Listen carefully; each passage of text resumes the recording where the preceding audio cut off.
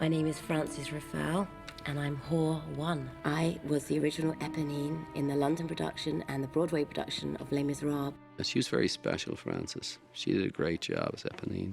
It's amazing to see it recreated like this. It's spectacular. It's a real joy to be here. I might have known there is always some man. Lovely lady, come along and join us. One of the things that's amazing about the experience of filming Les Mis is that you're working alongside people who have played major parts in West End productions. The film really is peppered with leading West End actors. Balcony! Fire!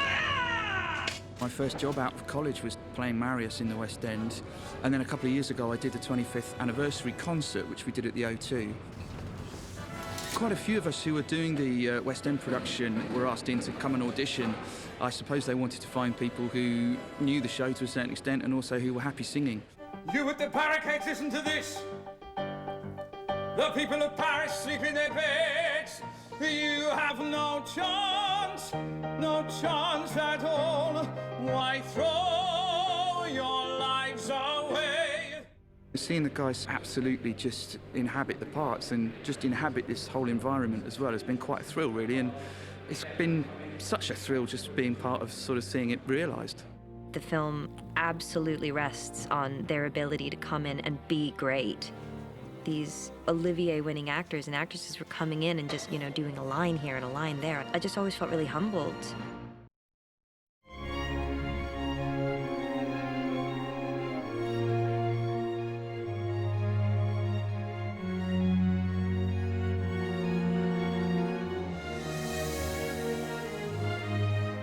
Les Miserables is famous for playing in a black box. So although there's wonderful sets that come in and out, you are in a black box environment. We don't need to be in a black box. We give you the world. We give you the mountains of France. We give you the docks where Valjean works. You see the battleships. You see the full scale of Paris in all its majesty. And you go on this physical journey with Valjean. To start the film, the brief was, we want a biblical start to the film. It must feel immense, the sort of thing that you see in Spartacus. Today we are in 9 Dock in Portsmouth Naval Base. This is a used dock, but they've never had filming before, and today has been a logistical adventure.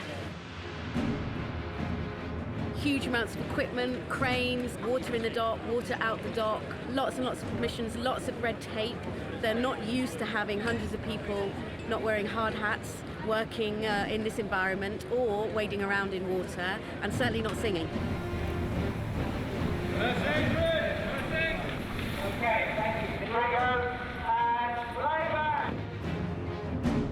I worked out a very simple rhythm, but to get 150 people to do that all together at the same time, and they had these huge wave machines and water cascading down, they were up to their chests in water, and they couldn't hear the music at all.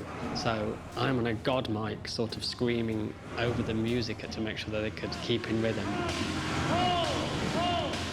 And then I'm standing on a little stand with a microphone, singing the lyrics, basically, and waving my arms around like some demented windmill. But it was thrilling to see it. I mean, I had no idea how big it was going to be. As the song went, I dreamed a dream, and I never think it would be this size. I mean, this is going to be an amazing opening to this film. This afternoon, I was just remembering the lyrics of what I have done, Sweet Jesus, what I have done. My A camera operator, Zach, who's done many, many feature films, came out of the Portsmouth days saying that's the most epic scene I've ever shot in my life. And I was kind of, really excited to hear that. Look down, you'll always be a slave. I think the intimacy of certain patches of the musical become more poignant when set against the backdrop of a kind of epic France and an epic time in history.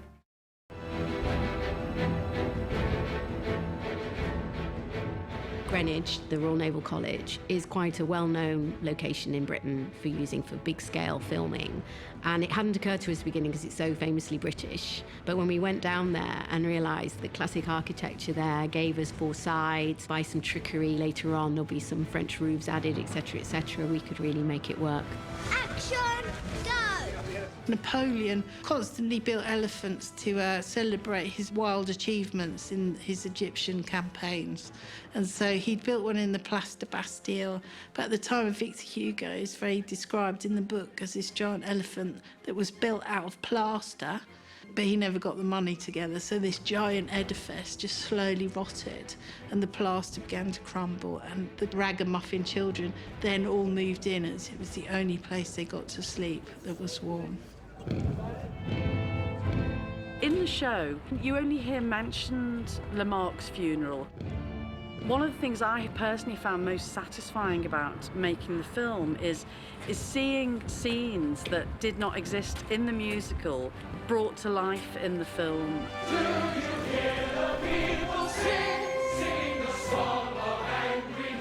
It was challenging because we had horses and soldiers and weapons. On a heavy extras day such as this one, we're talking about 420, 430 people a day.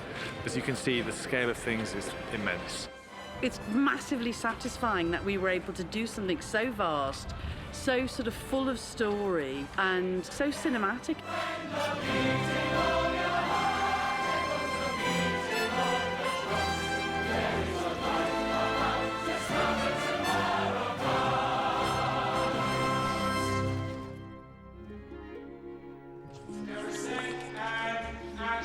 Boughton House is being used as Marius's family house, so it's absolutely brilliant. Every day we'll remember that night and the vow that we made. It has a great facade with a French mansard roof on it. And then inside it, the man who built it, Ralph Montague, employed lots of French painters, furniture makers, gilders, glass makers, and so on. Boughton is unique in the sense that between 1760 and 1900 the house was not used, so it fits beautifully in with the period in which they're filming. And this is the very first time we've ever had filming at Boughton House, so we thought we'd start small.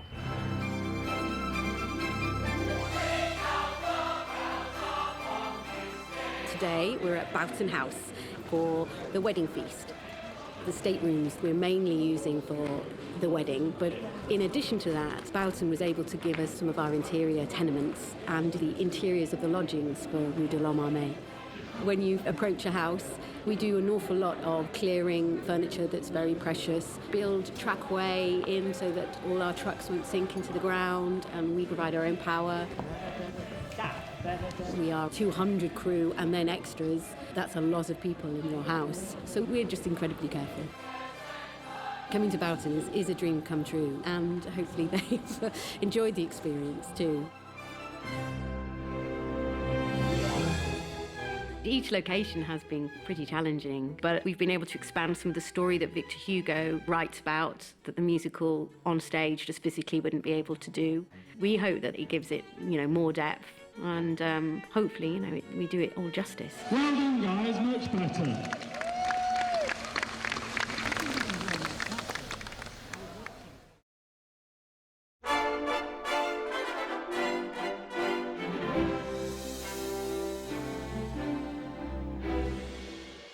Well, Hugh Stewart's done an extraordinary and remarkable job on this, and to be able to unleash Eve on the largest soundstage in the UK, newly built, the Richard Attenborough stage, was great fun. The design of T Stage was enormously good fun, and obviously we started that right at the beginning of the process. When we first approach it, you think, oh, it's easy, we just go to Paris and have a look round. Paris is completely different to what it was. This was partly because all the narrow streets prior to 1852 were incredibly brilliant for staging a revolution. They were all windy streets with tall buildings from which people could throw down furniture. So by 1852, they decided they'd absolutely had enough of this. They were going to broaden the streets, have big boulevards where the armies could get down quick and there was a sense of control. So We had to carefully research pre-1852 Paris, and we felt that the inspiration should also come from the book itself. The book has been incredibly influential for us because there's beautiful, beautiful descriptions of the world, which a lot of it isn't actually seen on stage. So it's quite extraordinary how much there is. It's amazing. The street, we built incredibly fast. We built it in under 10 weeks, and it took a team of about 100 carpenters, plasterers, sculptors and painters. One of the biggest challenges, really interestingly, was trying to get amazing carpenters that have worked here for years on thousands of big films not to build things with straight lines. That's been my hardest challenge. The attention to detail is something that we really, really love doing. Even if he just wants to do a little cutaway of somebody sitting in a shop, it's so lovely to be able to give Tom the chance that he could. The cafe, partly inspired by the Flatiron building in New York, and an early photograph of old Paris before it was knocked down, where there was a sort of miniature version of this. This is a building that, as you can see, is about to fall down on the right-hand side and has a kind of insubstantiality to it. Students, workers, everyone, there's a river on the run, like the flowing of the tide, Paris coming to our side. Under us! This is where the students plan their revolution, and I like the idea of their home creating a symbol of the fragility of their project, the fragility of their revolutionary idea. Red, a world about to dawn, black, the night that ends at last. Well, this is our first day of filming on this set, so it's quite exciting to be here and see the amazing work that's been done. Just the detail is unbelievable. You just can walk around and you see every little thing is just perfect. See camera mark. Background and action! For a British actor, working in Pinewood is always part of the dream, because that's that thing that's lodged in you since you're a kid, that this is a great part of our film industry and our establishment. But to work on a set of that scale, I mean, is absolutely beautiful.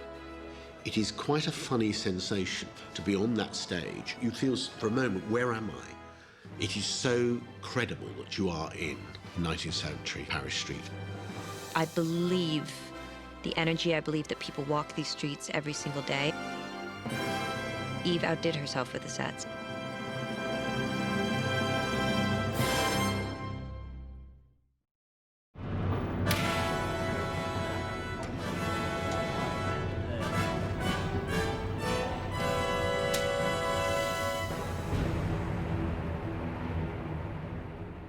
Eve Stewart, our production designer, found this fantastic old photograph of one of the barricades being sort of constructed, and in it you could see people actually throwing furniture out the windows. People would literally run down the streets of Paris and make barricades in 15 minutes flat, and that's the kind of energy and revolutionary spirit we were trying to capture. Action! On the day of filming, in a kind of moment of wild abandon, we just let the cameras run. And he said, build a barricade, action. And the students and citizens basically ripped every bit of furniture, every door, every shop front they could, and built the barricade in real time. This looks like chaos, but of course it's not, and we're all at the moment being delegated into different aspects of the same scene. Some of us are chucking stuff out of windows, some of us are sort of digging up stones. It should be kind of crazy, it should be fun.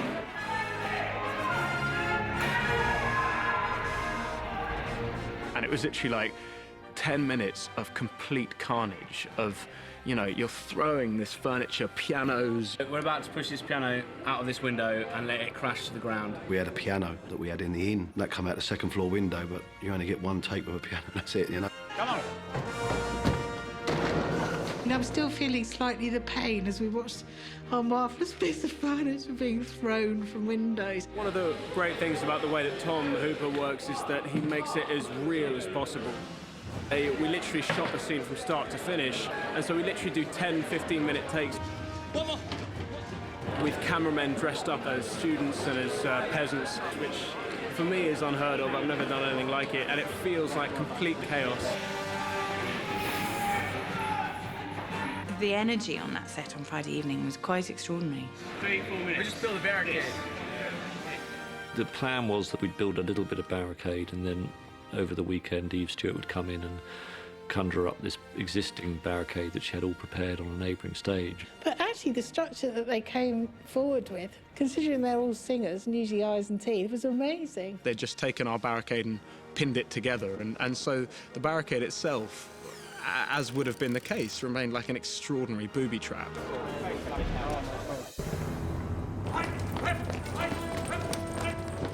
Today, the barricaders are actually going to be attacked. So basically, these are my lads, and we're spending most of the day taking pot shots at the students. I think the fighting gets a little bit more serious as we go along. I think it's very interesting to let action sequences run, and even on the barricade, we were running the barricade battle as a live event for 10 minutes without cutting. And the entire battle played out for real with various cameras following the action. I think you just get a different level of reality if you do that. Press your advantage. Fire at them on their retreat. Get up there. Get up there. Cannons ready! And fire! Balcony! Take aim! And... I'm always trying to find ways to capture the immediacy of moments. As you get to here, the cart's going to go. So Killian, you're going to come here and that's going to explode in your face, and that's going to go there and that's going to explode in your face, and then you come here and that explodes in your face. You just nod. You just nod. One of the interesting things about the battle scene is to realise that once you've fired your gun, it's 45 seconds to reload. So for 45 seconds after firing a gun, you're completely vulnerable. And working out how that affects the shape of fighting and makes it unique for this period was kind of interesting. And it created a kind of elation amongst the students, or an adrenaline. I mean, the adrenaline that you see on screen with those students is kind of real because we were running those things at such a length. The fear is there, the adrenaline's there, you're firing these muskets, you're loading them yourselves, there's no acting required, you know. That passage of the film, the adrenaline was pretty intense. Thank you so much, everybody, for an excellent week. Well done.